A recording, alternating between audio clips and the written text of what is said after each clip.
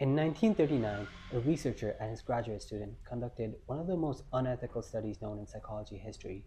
This study is none other than the Monster Study. The Monster Study takes place in an orphanage where 22 children are administered speech therapy lessons. They're divided into two groups. 10 children are deemed to be stutterers, and 12 children are deemed to be non-stutterers. Each group is further divided into two subgroups, where one receives positive feedback on their speech and the other receives negative feedback on their speech. For a stuttering group, half of the children are told that they're showing great improvements in their speech.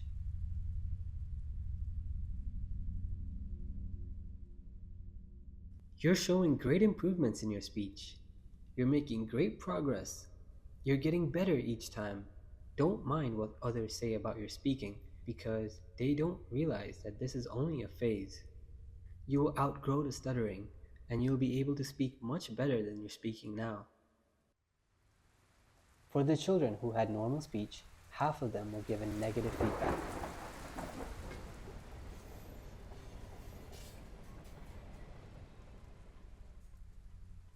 You have many symptoms of a child who is beginning to stutter.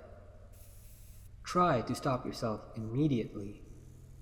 Don't ever speak unless you will do it right. You're making mistakes when you speak. You need to try harder when you speak. You see how Steven stutters? Well, he undoubtedly started this very same way. Don't speak unless you can do it right.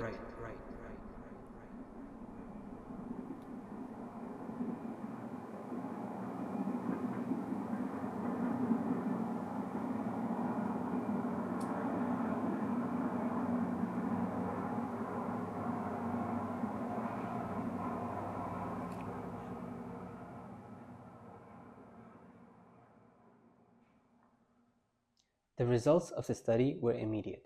The stutterers who were given positive feedback showed increased levels of confidence within their speech. By the end of the study, they showed slight improvements in their speech, and some of them even started to believe that they no longer had a stutter. On the other hand, the subjects who had normal speech but were given negative feedback became more embarrassed and more self-conscious of their speech. The researcher noted that it was difficult to get the children to talk, even though they were talking so freely before.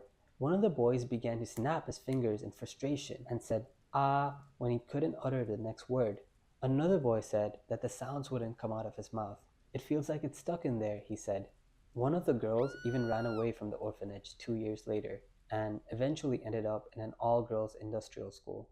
The results of the study were hidden from the public eye for over 62 years until it was finally published